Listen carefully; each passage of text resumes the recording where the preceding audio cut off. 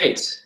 So I don't know if anyone wants to go first or not in terms of the primary investigator, or maybe since I'm talking, I should go first. Go for it. Okay. So I don't remember. I don't have the group popped up. I was the primary investigator on Miss Nicole Yard's dissertation or Nice to meet grant you. proposal. Who were my secondary and tertiary? I'm the secondary on that one. Okay. Hold on, I got to pull my email up. Here I have it. Eric, you're the third. Okay. Great. Well, I'm just going to pull up my notes here. Oh, great. Wait, I let you go first. That means I get it first? Yeah, that means you Okay. take first. In which Yeah, means, so Nicole, you have to I be just quiet. figured this out. yeah. So I guess All right, I'm going to put mine on mute. we should review the rules here of this mock review session. The three reviewers will be the ones talking if it's your project that is being reviewed. To put it lightly, your job is to sit there and hush. And hopefully we'll be able to provide good feedback for you. But this is in real life, you wouldn't be present in the room, so you wouldn't have an opportunity to clarify or answer any questions that the reviewers may have. So looking at Miss Yard's proposal, I guess my first task is to just give you my overall impact score along with reasoning for her project. And my overall impact score for this project, I gave the score of a 4. While I felt like the problem that was addressed by this project was of high importance, especially being an athletic trainer myself, I just didn't feel like there was sufficient evidence to support the project through a literature review. Specifically, there also seemed to be a number of what I thought were methodological weaknesses that made me question whether the primary investigator would really be able to complete this study in the allotted time. Especially when it came to utilization of the students' conference through the Southeastern Athletic Trainers Association. It wasn't made clear to me whether the planning organization or the programming committee for that conference was being contacted and whether permission was being given to use time and space at the conference.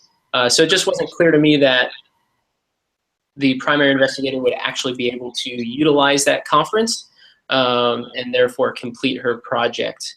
In addition, there were a couple of discrepancies within the budget table and justification that I felt overshadowed the potential significance of the project.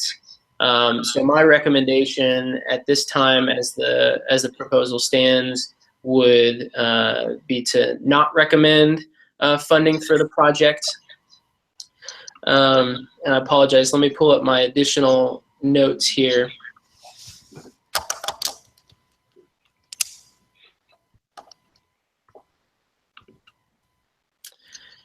So in looking at the, I don't know if my other reviewers, if you have the proposal pulled up or not, but in looking at the budget tables and timeline, it was mentioned that the primary investigator would be traveling for potential dissemination of this research in year 2, but I didn't find any budget table for year 2 that would justify this. So that was a big concern for me, just from a funding standpoint as well.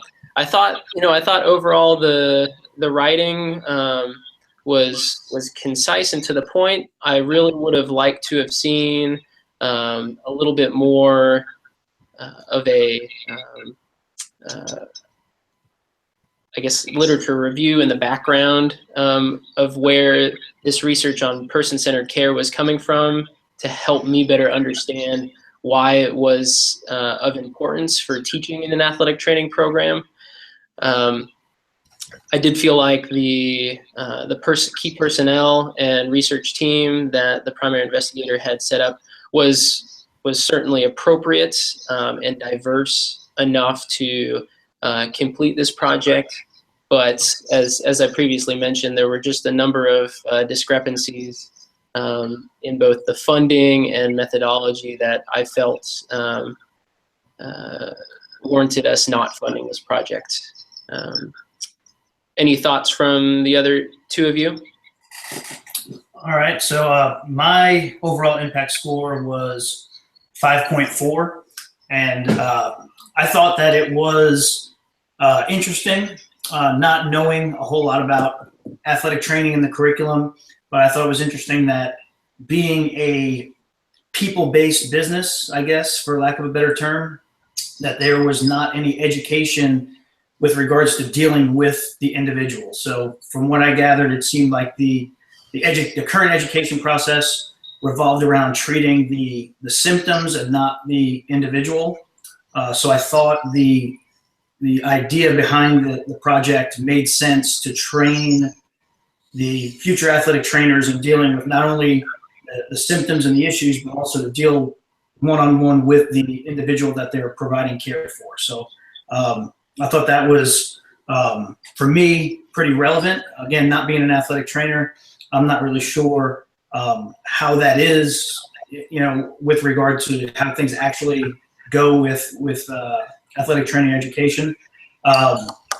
As far as the approach, I did have some questions with regards to whether or not, I just got confused in reading it, whether or not it was going to be the students or the seasoned athletic trainers that this trial was going to be implemented with.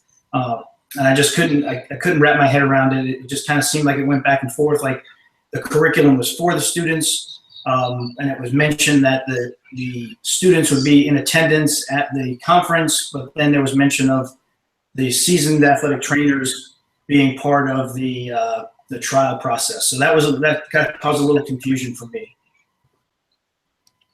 I gave you a 6.6 on the overall score. It's a very original, innovative project. So I thought that the idea behind the shift from the disease-oriented approach to the person-centered approach kind of overshadowed a little bit over everything else because, in the field of athletics, we're about our kids. So to shift athletic training to more of a person-centered approach seems appropriate because you're trying to help kids get back on the field of play or get healthy. So I thought the idea behind that kind of overshadowed some of the other stuff. And one thing I think that you need to include is kind of where your survey is going to come from. Are you making it up yourself as you go along? It's going to get approved by your committee, or is it something you already have that you're going to use? If so, you just need to cite that. That's all. Some of the statistical information, which was a struggle for me and mine as well. I think even if you can just say you're going to use descriptive statistics or some type of statistical information, and even if it changes down the road, once you meet with your committee and propose it, like Dr. Carper's told me, our stuff's probably going to change. So let's see. I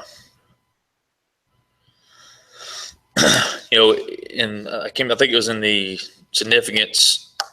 You talk about the patient's needs will be addressed. I think that if you could describe some of those needs that will be addressed, it would kind of help drive home why you're switching from the disease-oriented approach to a person-centered approach. So what needs will be addressed? If there's any research on that about a specific need or multiple needs, I think you can include that stuff too.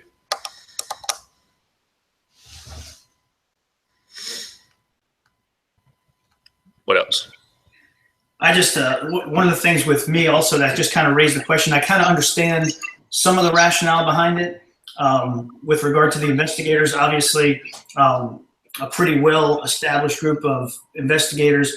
But the two things with that group, the first one would be having that group of seasoned athletic trainers that Nicole works with.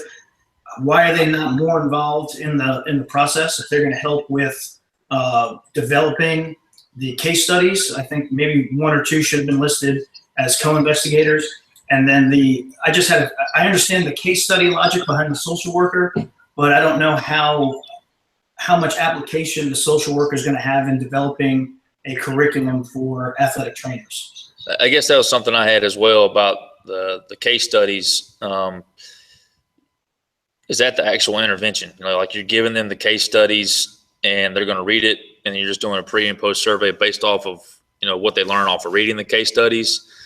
And also, if you're going to use, I think you mentioned a 1 hour to 2 hour lesson, I think that should be listed in your approach and methods as well, because that's part of the intervention too. So I think that all that kind of lumped together, if you could describe it a little bit better and indicate exactly what they're going to get out of the case studies or what the purpose of the case studies is, instead of just giving it to them and doing pre and post, I think that it'll kind of help drive home your objective a little bit better.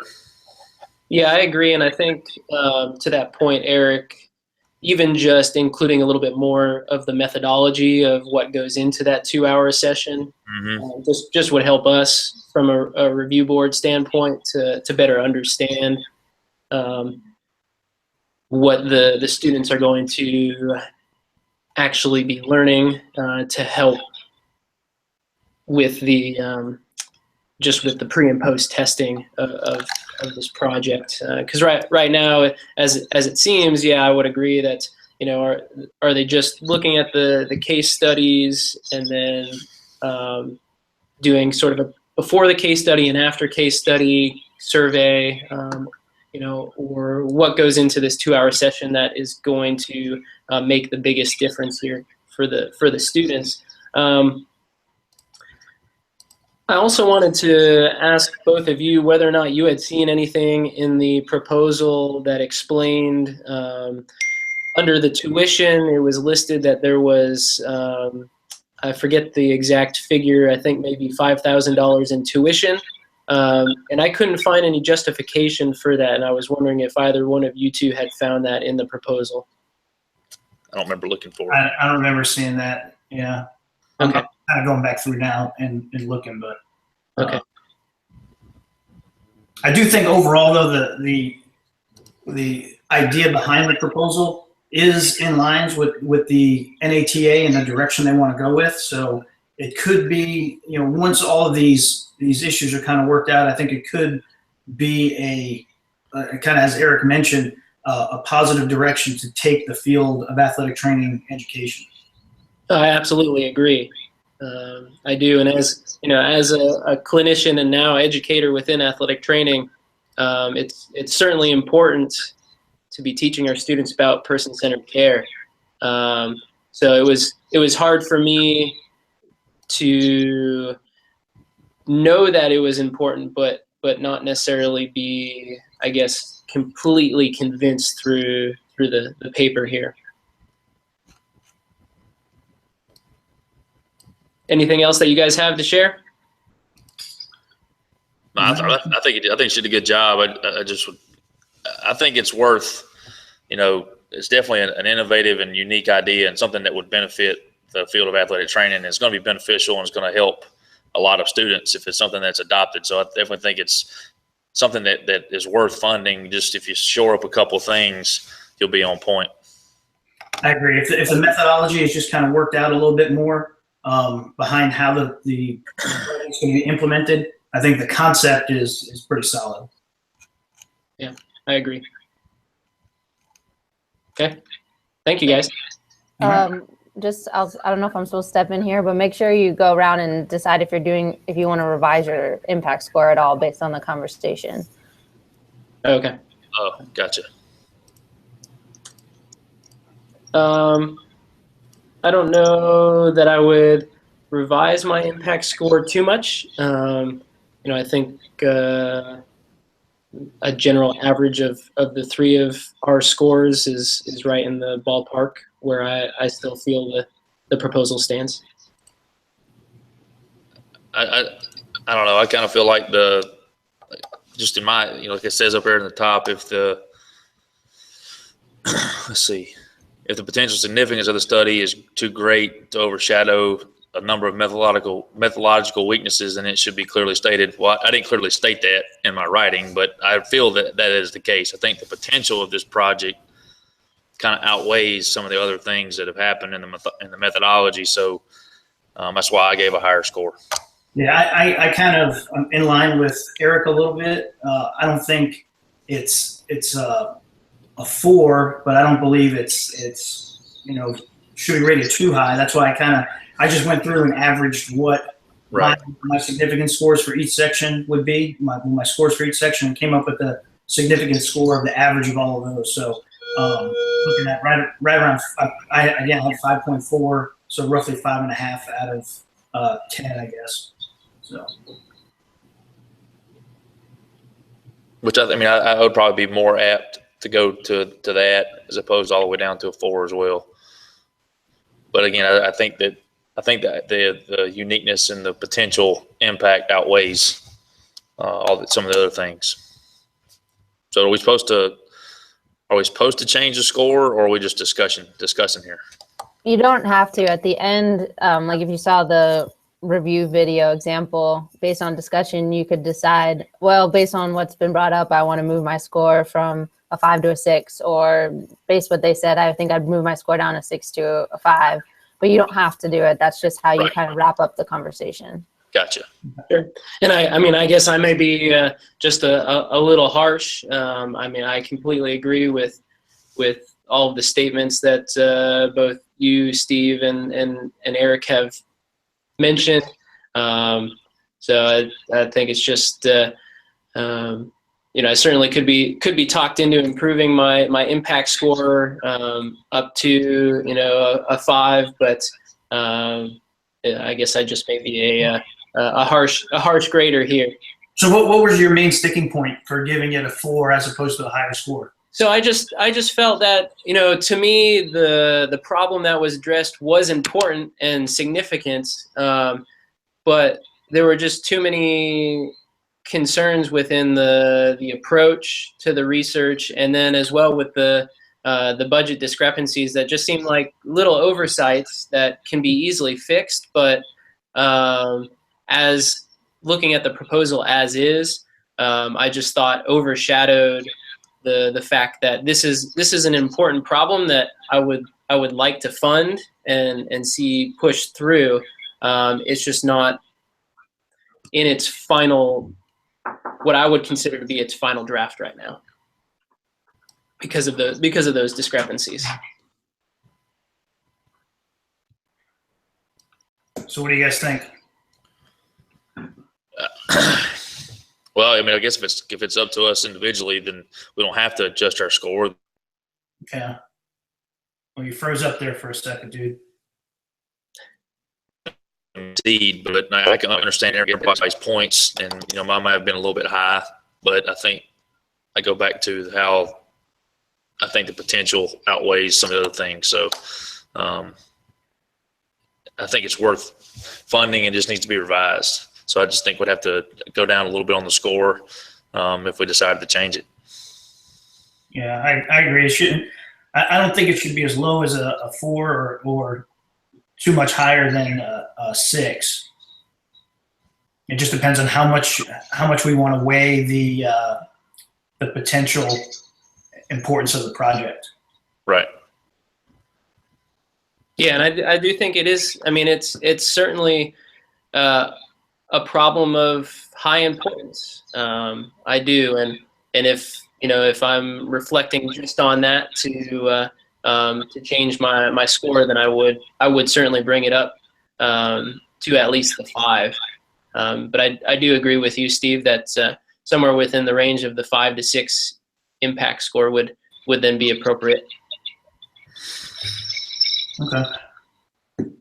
Well, I can take mine to a 5. I think a 5 is a good kind of compromise. What do you guys think? That sounds good. All right. Thank you. Thanks.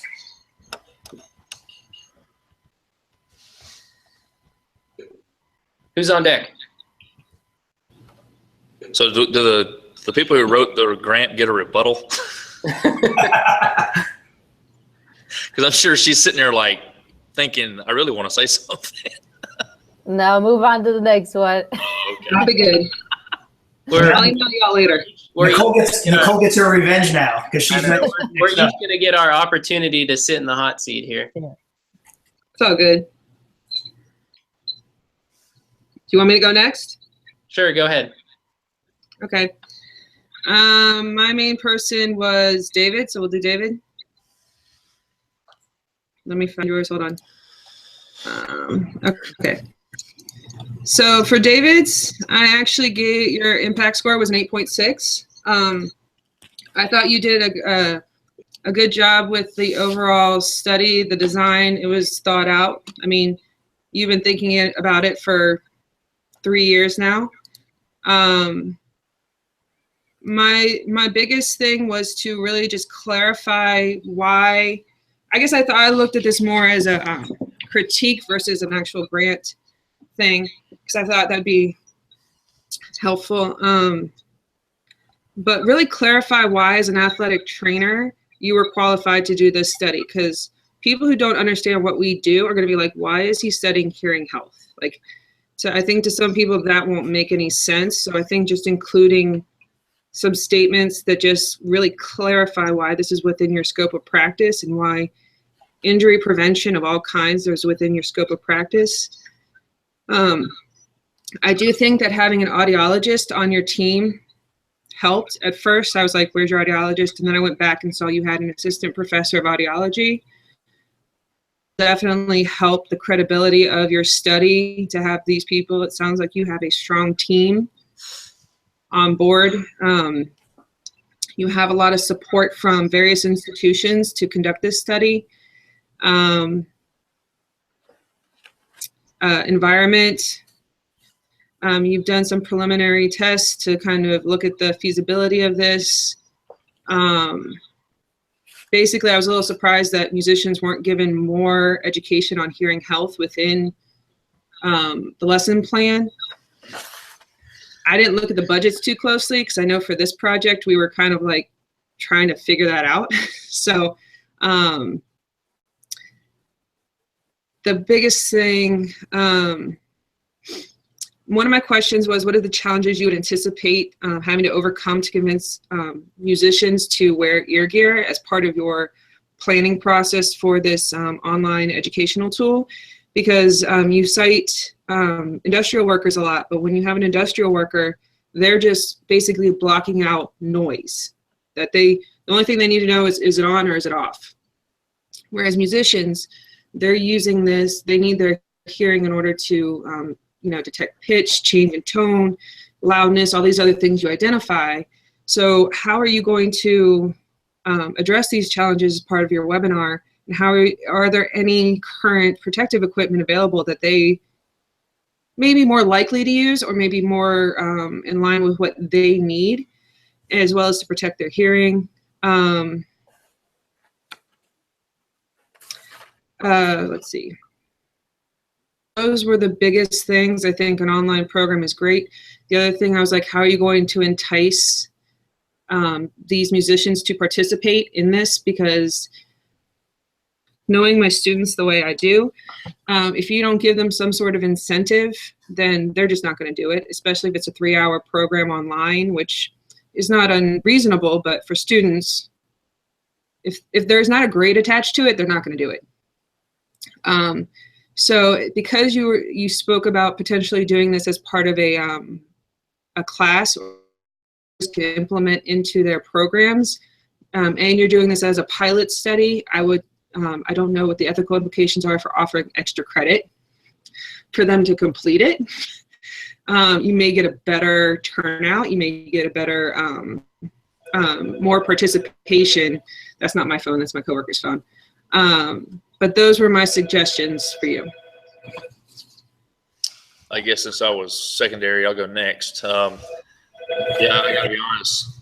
You know, outside of knowing what Dave's job is and where he works, I'd be kind of curious how hearing health ties into kinesiology. I was kind of, when I first saw this, like, man, this is kind of crazy. But you know, after reading through it and you know, remembering where David works, you know, it kind of makes sense. So, I definitely think this is a very unique project, and again, the potential impact, I think is very, very high because it can stretch outside of, you know, musicians into other areas of society. I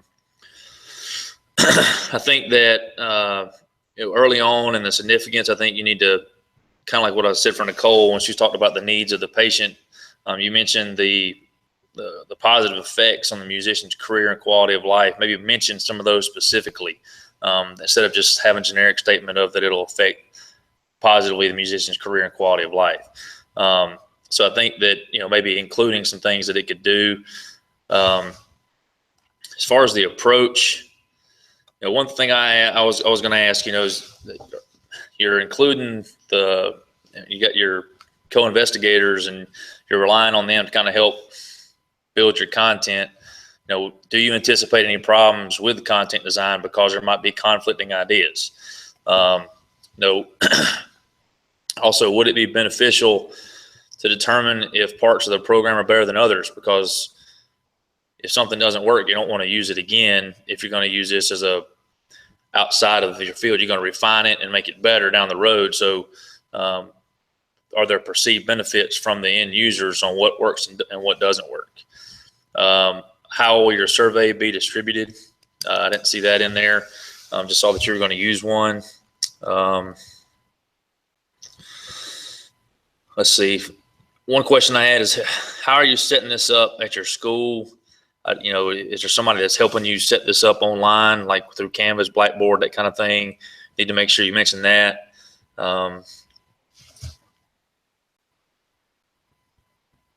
As far as in the environment, I think I kind of come back to the technology component, just to kind of mention that again, is, you know, you're using some kind of Canvas, Blackboard, Moodle, whatever it is as your rollout on how you're getting everything out to your students. The originality, I gave it an 8. I think it's very unique, but I would like to see a little bit more about, you know, what you're going to include in the actual program. It doesn't have to be laid out, you know. If there's like certain topics for like Unit 1 through Unit 3 is going to cover this topic, Unit 4 through Unit 7 is going to cover this topic, and then 8 through 10 is going to cover this topic. That way you just kind of give a general idea about what's take place when they take the that's about all I got. Okay. I was the third person on this, and actually Eric kind of took half the words out of my mouth with the curriculum. One of my biggest challenge, I gave it an overall 7, and I think my biggest challenge was not knowing what the curriculum was going to be, and maybe seeing that outline, like Eric just said, in terms of, you know, you're not going to have the whole thing planned out, but here's some of the topics that we wish to cover. That was really my first kind of wanted more information to help me make a better decision. And then the second thing is, throughout, you kept alluding to, you know, making better quality of life by having the education. I think the part that I had a challenge with is education doesn't always mean behavior change. And just because they know that it's good for them to have these different hearing things, how do you approach that end of things? And how do you connect the knowledge to the actual change that they are saving their hearing? Like, I feel like that little piece might have been a little bit missing there. But not enough to affect, you know, to drop your score by any means, just something that might have been helpful for you to think about as part of that.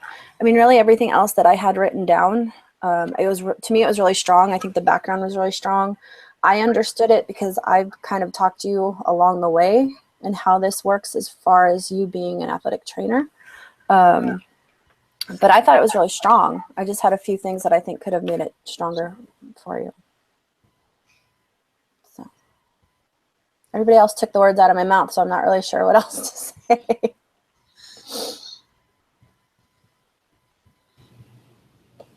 Yeah, I'll go with what all you guys said. I don't know how much I would really change my impact score. I don't know about you guys.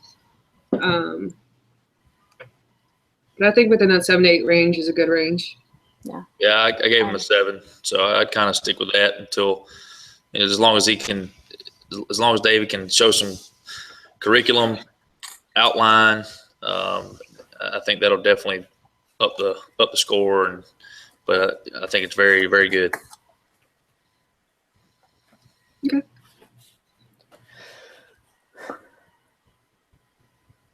Who wants to go next? I'll go next.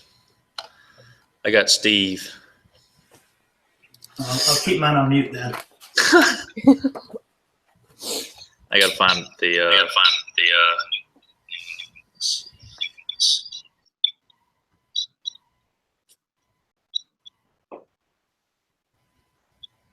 All right. I hear echo.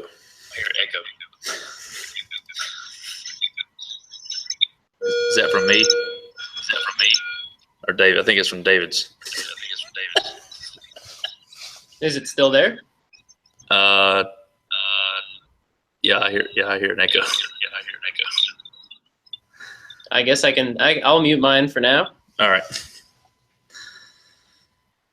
Let's see. Overall impact. I just lost it.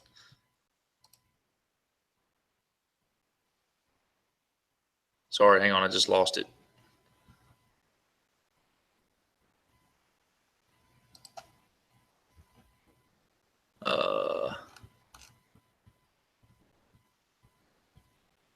Okay. Overall impact, I have you at a 7.2. I think, the innovation is great. I think the potential impact is enormous. One is dealing with our armed forces and, who protects our country. So I think that, keeping those guys healthy and females and guys healthy is great. So I think that the potential is enormous for what it can do. I think obviously, your background from a strength conditioning standpoint and what you've been doing the last 6 years there, I think you're definitely in a situation to just complete this proposal and do it well. As far as significance, I think it's clearly defined. I think you support it with great references. One thing I would like to see is, mention how your outcomes can help drive performance standards outside of your group. Because I know with talking with other tactical strength coaches that they're always talking about, well, I don't really know where to start or what my standards are. And if you're doing this, you're kind of paving the way and setting standards for everybody in your field. And this is going to kind of be a battery of tests that, that anybody can use training the tactical athlete. So I think that'll definitely help advance the field. Approach. I put on here that your subjects, you start talking about your subjects in name number 2. I think you should talk about it in name number 1 because, you're talking about all the battery of performance tests and evaluations you're doing, but you don't really talk about your subjects at all. So I think you should talk about that early in aim number 1 before you get into, the actual test. I also think that you might want to mention, and we can talk about this separately, but how are you going to account for the age of the soldier? Because I'm sure you're going to have some younger guys and you're going to have some older guys. And there's going to be older guys who can't move as well just because they're older and they've been, battle tested more and more and more. And, or vice versa. You may have some young guys who come in and who have no background in anything, and older guys who've been with you for 6 years plus, and they may be able to do more things than the younger guys. So, will you account for that? I think that you might want to talk about exactly what you're doing when it comes to your strength training a little bit. Whether it's total body training sessions, don't have to be specific. Generic volume from week 1 to week 6, we're going to be in this range. You kind of get what I'm saying. Same thing with the intensity. Are you going to throw in any CrossFit components, Olympic components, that kind of stuff. I think that'll help kind of set the stage for exactly what you're doing and how it's going to, when you go to evaluate your numbers at the end, after you do your 14-week training, it'll kind of help help you decide what worked and what didn't work. Key personnel, I think everybody involved is qualified. Environment, seems like you got everything covered. Tax dollars at work. Let's see. Originality, again, I think it's something that is very, very needed, and it's going to benefit a lot of people. But I go back to that. I think you still need to kind of mention how it's going to move your field forward. It's going to help outside of Fort Bragg, and it's going to help, other tactical strength coaches develop soldiers and maintain the health of those soldiers through the life of their military career. So that was about it. I think it was pretty good. So I was a secondary on this.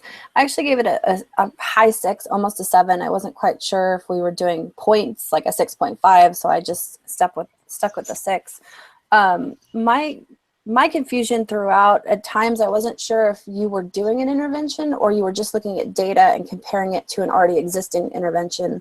And that part of that's me not knowing, I guess, the military side of how these classes work and that end of things. I was a little unclear. The other part was I wasn't sure, like Eric had mentioned, age groups. Are we looking at both men and women? Are we comparing those ages? Are we keeping them separate? Are we keeping gender separate? Again, wasn't sure that population. So that's, to me, is an easy, just throw in an extra sentence or two that says, who that might be. The other thing was, are you going to kind of weed out previous injuries, if there is any? Are they going to just be excluded from the study? Are you starting with people who are, currently healthy, and how that might affect your study if you're looking at chronic things? And again, not knowing the military, that might not even be an issue based on their standards. I don't know there. But I think it's really strong. I think the idea of keeping our military stronger, and so that they're coming, even not having to leave the military due to injury, I think that makes it a really good project. I'm just looking over my notes here to see.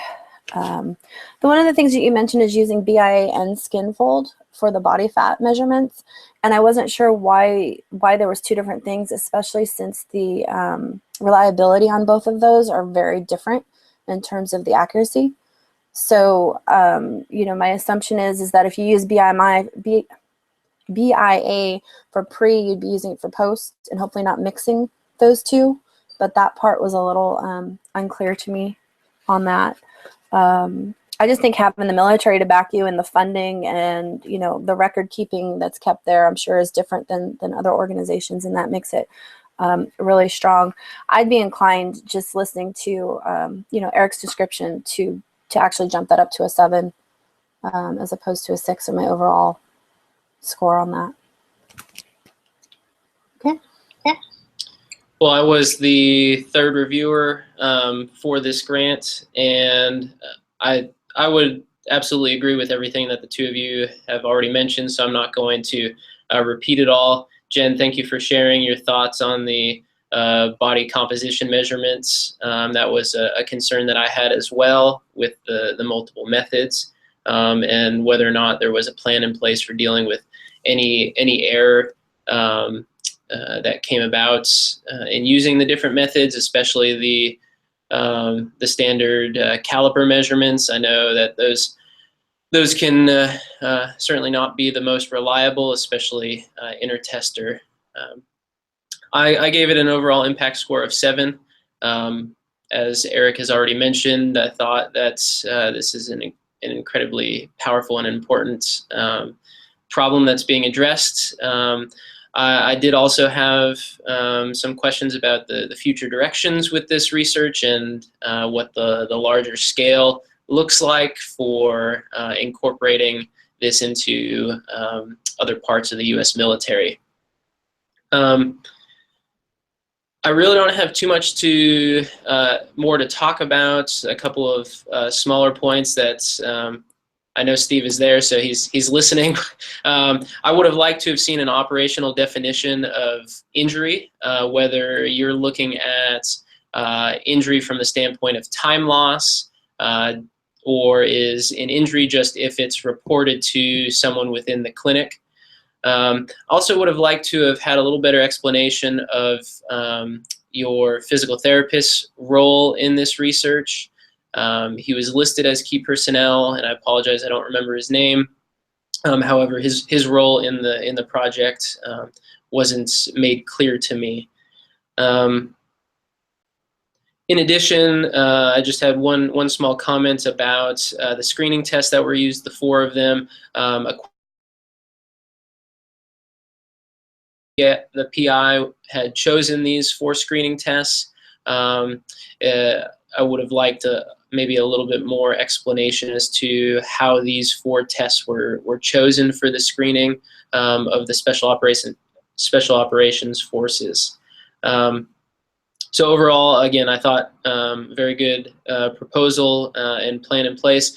Nicole, I do have to apologize. I was reading some of my notes for Steve when I was talking about your project in terms of the budget.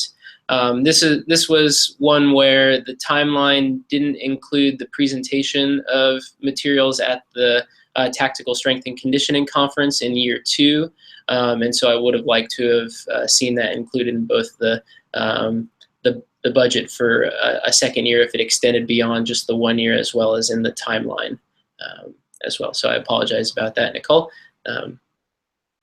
But that's all I have to share in addition to what you two have said as well. So Eric, can you remind me what your impact score was? 7.2. 7.2. So I think all 3 of us are around Right. an impact score of 7. One thing I was going to add, the number of subjects. You don't really talk about what your sample size is going to be. You may not know what it's going to be. Also, like at the end of and this is just something I think you need to address, on the Army physical fitness test, you talk about if a soldier fails to achieve 60 out of 100, then they're below the minimum physical standard to participate in the performance test. Are you going to remediate them? Can that be included as an anticipated problem? Or are they completely excluded from the project?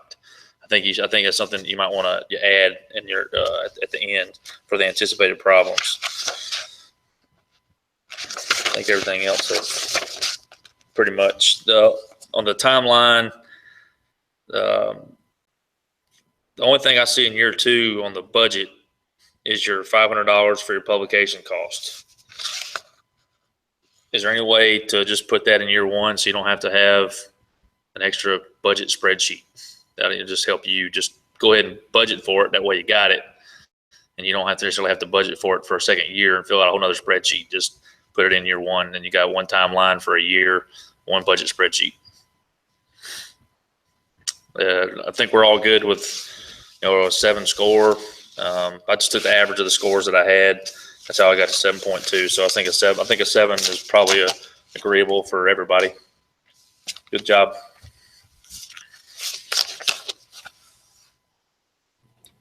Okay, I read this thing wrong. I thought I found the names and I thought I was the primary for 1, tertiary for 2nd, and I read it wrong. I did one for Steve too, but I'll wing Jen's because I didn't realize I was doing Jen's. So I read the chart wrong apparently. Everybody else seems to be on board and I just read it wrong. So I'll figure it out. Because I just found my name and then I went across and thought those were the 3 people that I was doing. But I think that was my name and those were the 3 people who were doing me. So, oops.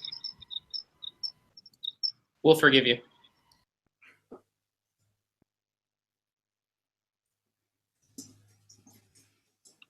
Well, Who- get an extra one so Nicole, you were the primary on Jen's? Is on that- yours. Oh, on mine. Okay. Mhm.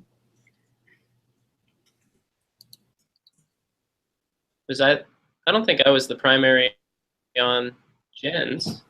No, we were both Yeah, primary. you're right. Steve is the primary on Jen's.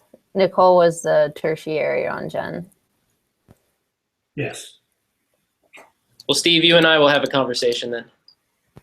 And Nicole, you can weigh in as well because you still have your.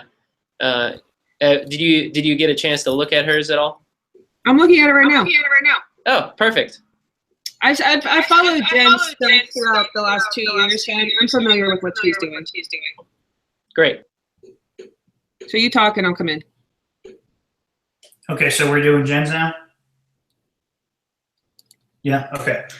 All right, so now it's my turn to play Simon Cowell, I guess. So my overall impact score was 5.2. And again, just like all the other ones, I just averaged the various scores that I gave to each different section.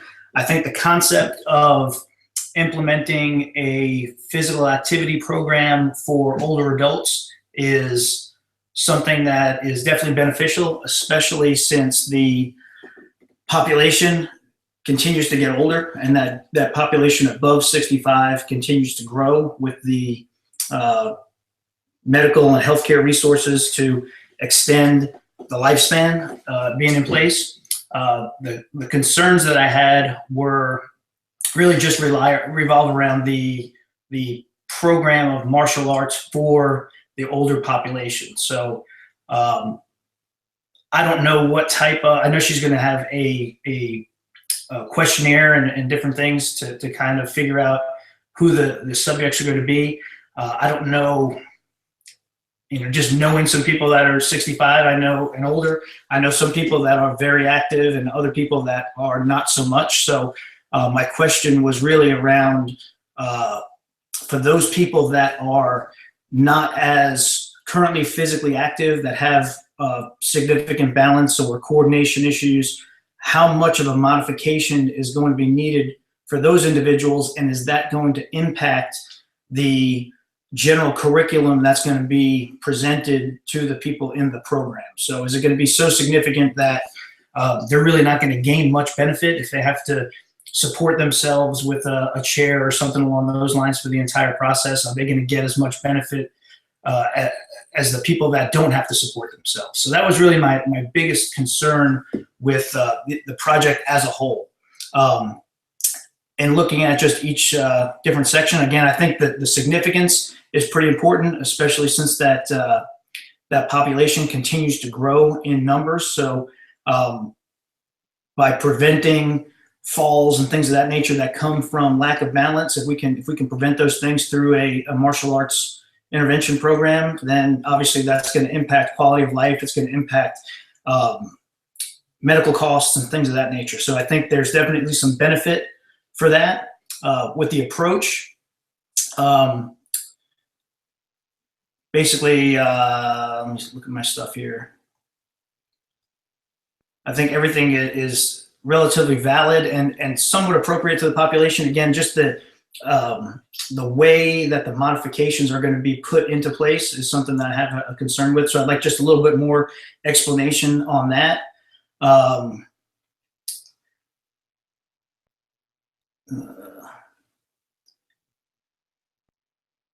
If they're going to be modified, what is going to be that equalizer between the group that is going to require more modification versus the group that's not going to require as much modification?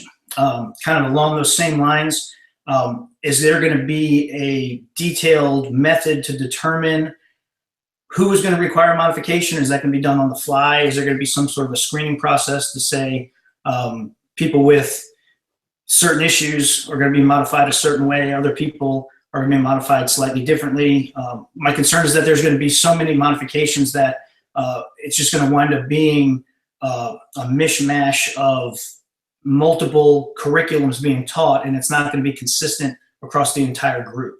So that's my biggest concerns with the approach.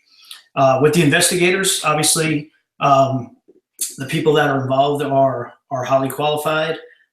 They've been teaching martial arts. They've been working with older adults and so on. So they have experience in doing that. The one gentleman, Mr. Malik, has obviously been conducting martial arts for a long time. My concern is that since he's been doing it for so long, his body's kind of adapted. He's been used to doing that. Is he going to be able to make that transition from a person of his skill set and kind of dumb everything down for a person that hasn't had any experience in martial arts? I'm sure as a professional, he should be able to do that, but that was just one of my concerns with that. With the environment, there's a lot of different facilities that are going to be used, which I think is good for getting the program implemented. I think there's enough space for the program to be implemented in all of those different facilities. In some of the facilities, however, there are concerns for me from a safety standpoint. Again, I don't know the details of what the curriculum is going to entail, but from what I remember and what I saw, only one facility had a padded flooring. The rest were just kind of multi-purpose rooms. And I would think with martial arts, you would want some sort of protection in place for falls and things of that nature. So using tile floors or carpeted floors may have an impact on injuries that could result as a part of the program. But at the same time, those types of flooring would be necessary for people that need walkers or wheelchairs or whatever it may be. Again, that kind of relates back to the population, who's going to be screened out, and how much of a modification is going to be needed for the various individuals in that. The other concern with those facilities is that in many of them, the equipment for the training is going to have to be transported by the coaches or the instructors. So I think logistically that may be challenging. I'm not sure, again, how much equipment is going to be needed. If it's just a few things, I don't think that's an issue. But if it's going to be a lot of pads and things of that nature for strikes and stuff, that may be a little bit challenging, transporting that equipment from location to location. As far as innovation goes, again, I think that the population needs that sort of physical activity.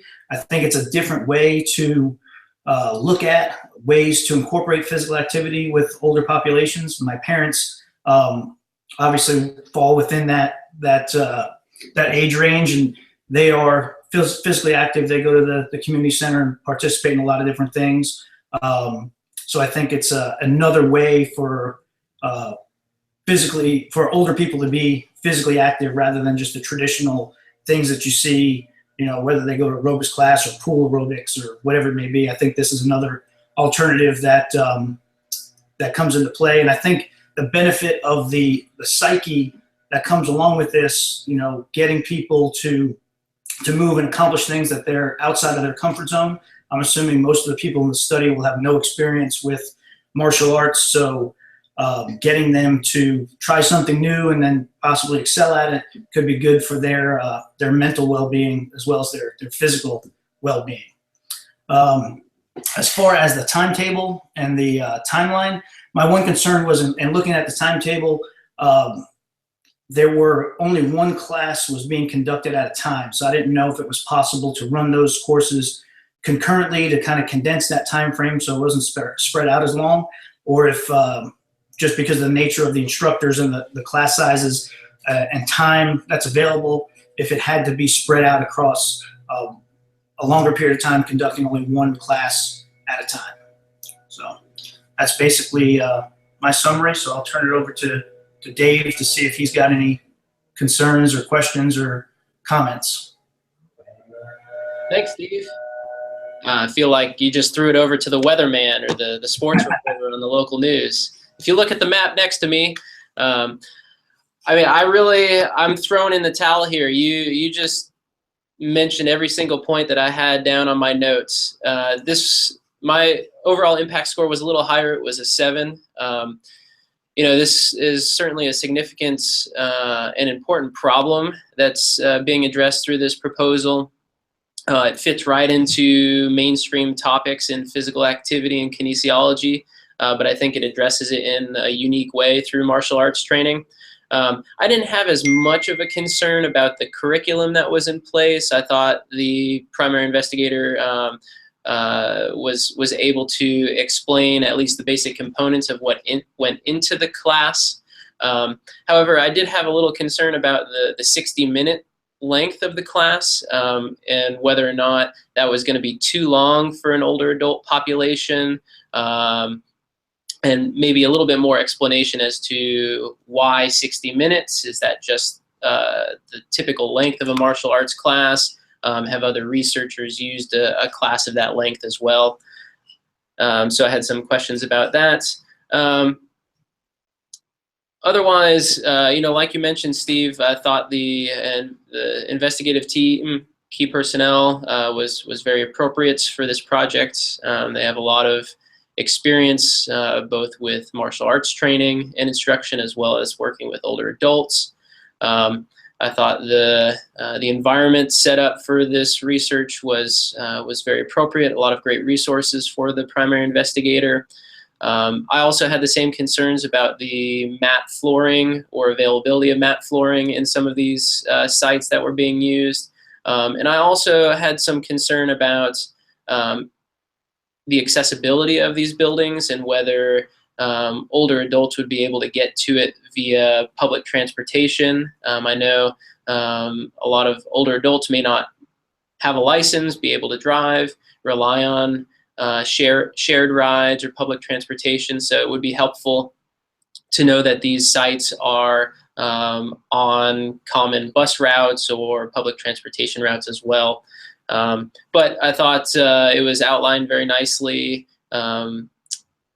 what the investigative team would do if they were having issues recruiting participants for this project as well. I don't have any additional notes in terms of innovation or approach other than what I've stated. I think it is well worth funding, and there's just a couple of minor things that I'd like to see added in terms of the timeline issue that you've already mentioned, as well as some of our maybe safety concerns with the class as well.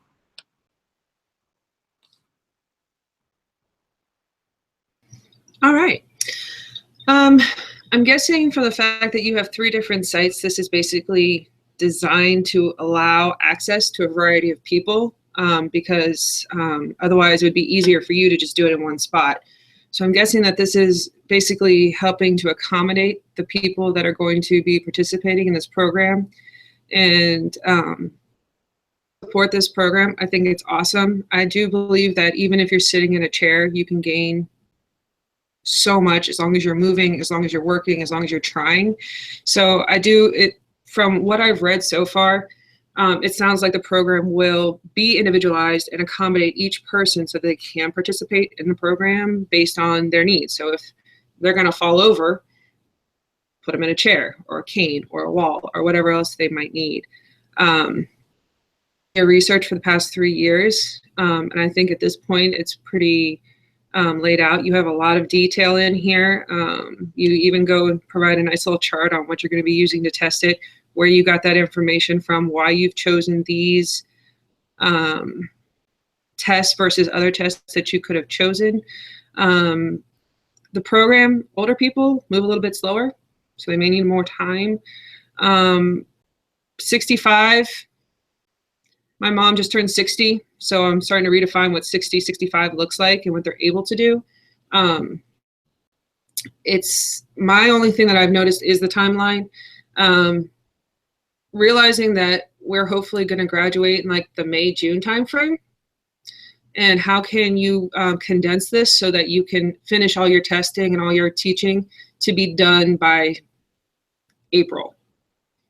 So that it gives you time to finish up and do what you need to do to be on track to graduate on time, unless you just want to take extra time. I don't know what the feasibility is of teaching 3 classes at 3 different sites are for you or for those who are going to help you with this.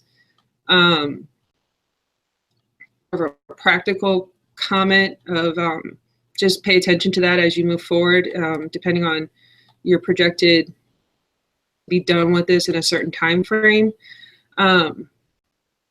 the qualifications you need in order to do this. You have, looks like you have the support of multiple people to assist you with this, who has 70 years of martial arts experience is going to be able to modify. And you're going to see very quickly if someone can't do anything. It'll become apparent. And you've been doing this for a while, I do believe, based on using this as a resource. I know many people see, like David, I'm like, why is an athletic trainer doing hearing? Why are you doing martial arts for adults? Like, isn't that high intensity? Isn't that too much? I think one thing I do like about this program is that we're outside the box a little bit. So I don't have an impact. I'll have that for you by tonight. But I would probably rank this higher. I would probably put it around an 8.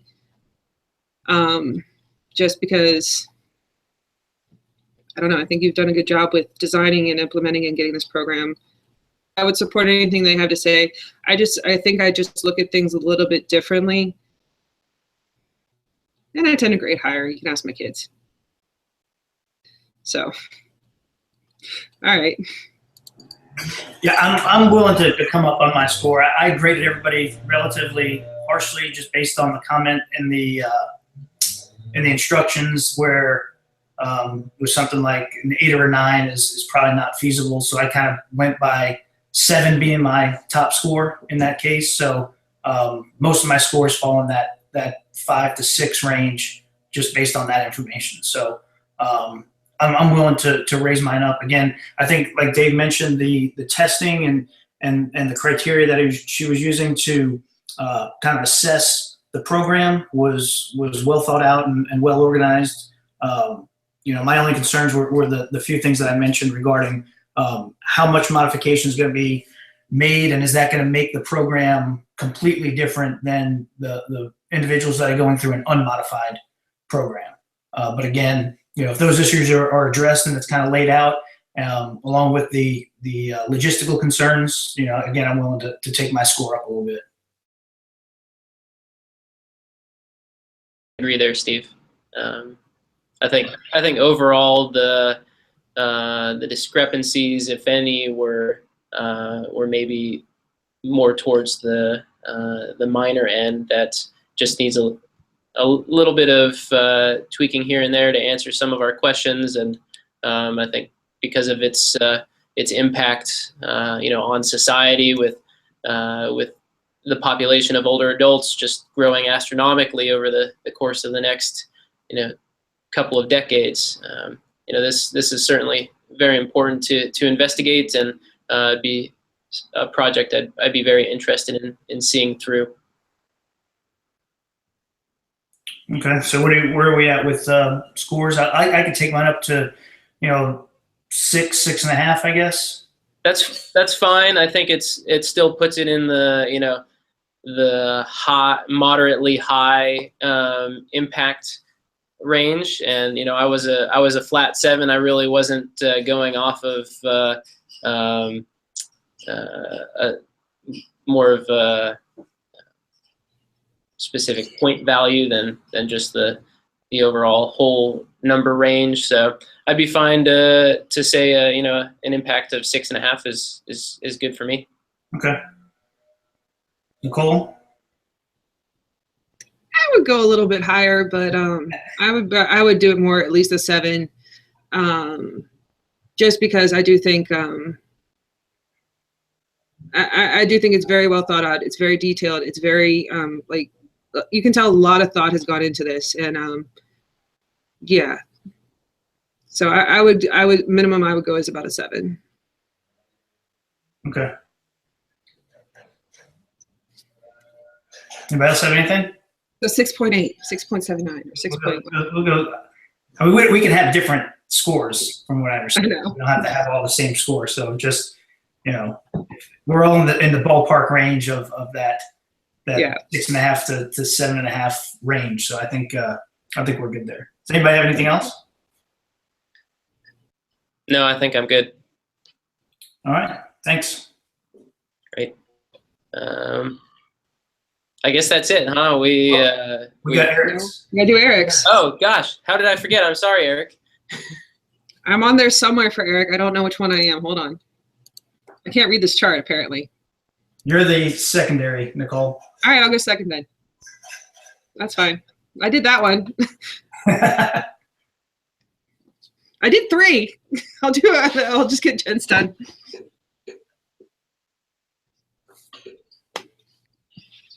Who's first? You? Jen is the primary on this one. Can you guys hear me? Okay. Yeah. Okay. I'm losing my voice too, which doesn't really help. So I'm going to try my best here. I gave the overall impact for Eric's as a 6. And some of the challenges I had were not quite understanding what the Block Zero program entailed. And I know that was outlined later on in there, but initially it was a little confusing for me as the reader, not quite knowing what we were talking about on those first couple of pages until we got into it. And then there was good detail to it. So those first couple of pages, I wasn't quite with the program in terms of, I understood that it was a progressive overload program, but what did that really mean and what did that really entail? I also wasn't sure if it was an evidence-based program, if it was something that the school, Eric had mentioned that, and I don't remember his name, something, John Keene or something, had developed this program, but I wasn't sure if it was just through the school, if it was evidence-based, where did it come from? So that was a little confusing for me. I think the background on the need for a progressive overload program for females in terms of knee injury was very strong. Really set the stage for me to see that this is going to be important. This is needed work. I think talking about knee separation, and I know that's probably the technical term and what you're talking about, kind of sounded like a bad thing throughout the research or throughout, and I had to keep going back and reminding myself that knee separation in this case was a positive aspect of the test, because it sounded horrible. Like when you think knee separation, I wanted to cringe, having had knee injuries all my life. So I don't know if that was, to me, it was maybe a little bit of a distraction. I don't know how you'd reword that or be very clear in the beginning that this is a positive outcome. I had that same problem in one of my tests where decreased scores were better, and I kind of had to outline that myself. In terms of the significance, I think it's supported by an SCA. There's a clear need for females. And I think I would have just liked to see some more examples, kind of like everybody else with their methodology in terms of what does a class look like, or what does a session look like for that participant? What are we talking about here? In terms of the approach, I think it was very straightforward. Other than that knee separation that kept, I don't know, maybe it's something in the back of my head. It just kept freaking me out thinking about knee separation. Was one of the questions I had was this age group chosen for a particular reason? Are they at more influential at I believe it was 9th grade? Do they tend to have more injuries because we're getting into, different levels of puberty? I wasn't quite sure if that was chosen for convenience or just because that population was more apt to need some of that.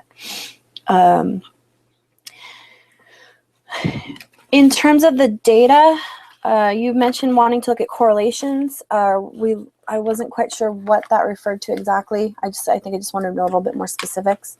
Some of the other things I put in here were very minor. Like in AIM 1, you mentioned GSOC, GVB, and GBKB, but don't actually tell us what those are until AIM 3. And so when I was reading that, I wasn't quite sure what we were talking about. I was assuming it was sports teams, but again, I'm not in the elementary area of schools, so I don't know if those are common breakdowns or acronyms, I guess, for that. I think as far as investigators, you're being the strength and coach as the PI is very strong. I didn't know if there was any additional certifications that could have been listed here in terms of strength and conditioning. I know there's some out there. I don't know if the PI had them. The environment, sorry guys. The environment I think was very strong. You had all kinds of access to weight, the equipment, but I didn't see if there was any letters of support, if it was being supported by the school. That I think that would help in terms of the overall, is this going to be successful or not? But I also think that the innovation here is potentially highly significant, especially being a female athlete and having had knee injury and knee problems my whole life, of getting into that position where we're not necessarily having that happen. I was a little confused in the budget and the timeline because to me they didn't match. I wasn't sure what was going on there. But overall, I think it's a great program. I just think there's some tweaks that for me as a reader could have clarified it a little bit more. And that's why I went with the overall 6 for the impact. Okay. All right, I was second.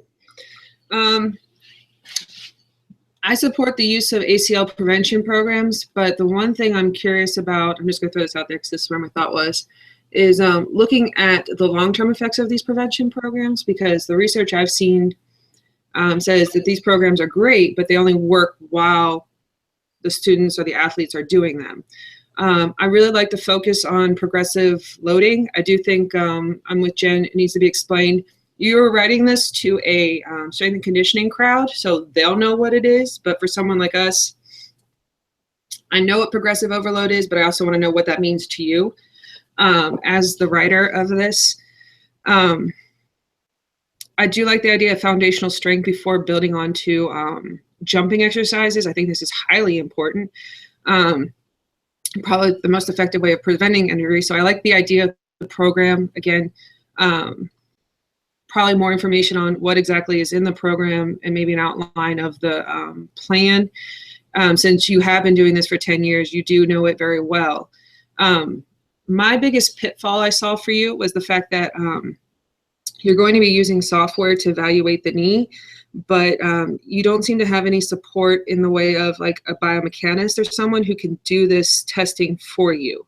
I think that would strengthen your proposal. I don't know if you have access to this or not, but having someone who has experience, like a lot of experience doing the software, identifying landmarks, identifying or using marker tools, because the software sounds like it almost needs to be done in a biomechanical lab where they have the software to assist and really make sure that you're getting accurate readings.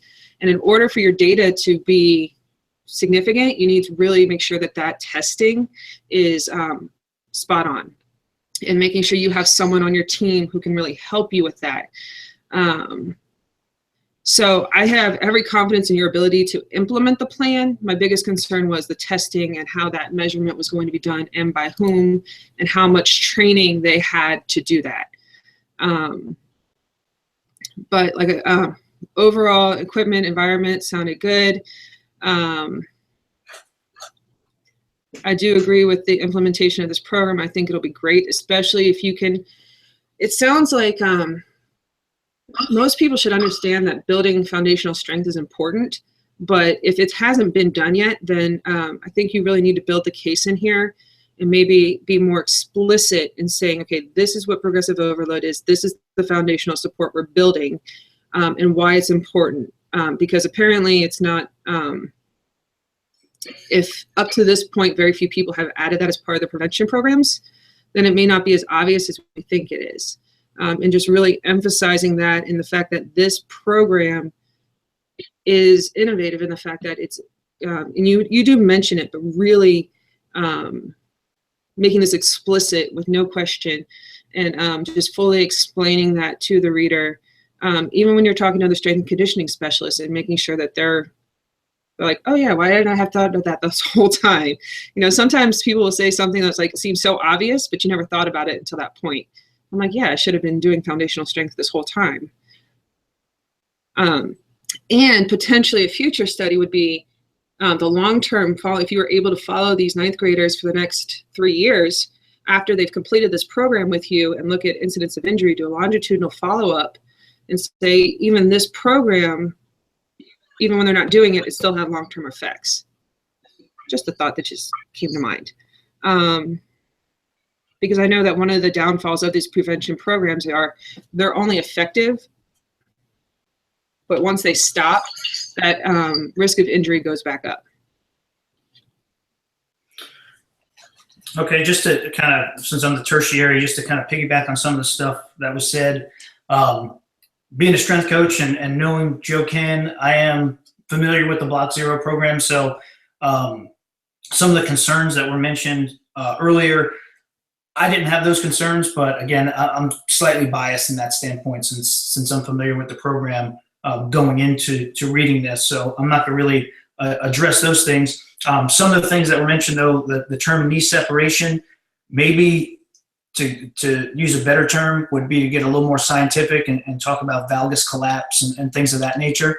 Tied in with that, using that video software, like Nicole had mentioned, rather than having a biomechanist may be beneficial. I don't know if it's necessary, but maybe looking at Q angles as opposed to just measuring the distance between the knees might give you that more solid scientific rationale behind whether or not the program is successful. So maybe look at angles versus distance between the knees and use that different term to better clarify what exactly you're looking for.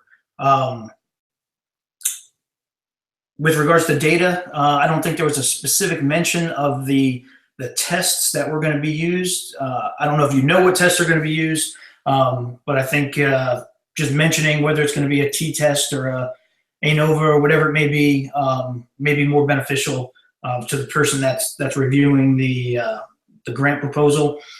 Kind of along the lines that Nicole mentioned, bringing in the biomechanist. Again, I don't know if that's necessary, but I think maybe having an athletic trainer, because you're dealing with injuries, having an athletic trainer involved may be beneficial in that regard. I think obviously it's mentioned in the proposal that most ACL prevention programs focus on a different way of preventing ACL injuries. I think to better contrast that would be beneficial. So to kind of bring up the differences between what the Block Zero program entails versus maybe what some commercially available ACL prevention programs do would be beneficial. And then we kind of cheated on this. Eric had saw my review previously and mentioned it. He talks about assessing strength through some of those timed exercises like a glute bridge for time and things of that nature. I think reading it, if you're going just technically, most people think of strength as max strength, and those tests don't necessarily measure max strength. So maybe coming up with a better term for strength to better reflect what the tests are going to measure could be beneficial as well. But that's basically all I got. I have a follow-up. So this is where clarification is needed.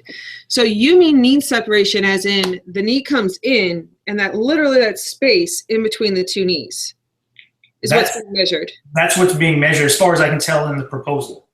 Okay, because to me, when you say knee separation to an athletic trainer, I'm looking at joint space opening up. And to me, that is a bad thing.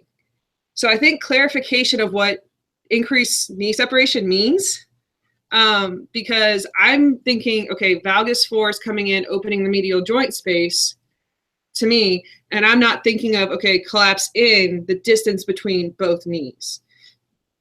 That to me changes the need for someone in the software, because all you have to do is identify the tips of the knees to measure. You don't have to identify, tibial plateau, femur, all that stuff. That changes things.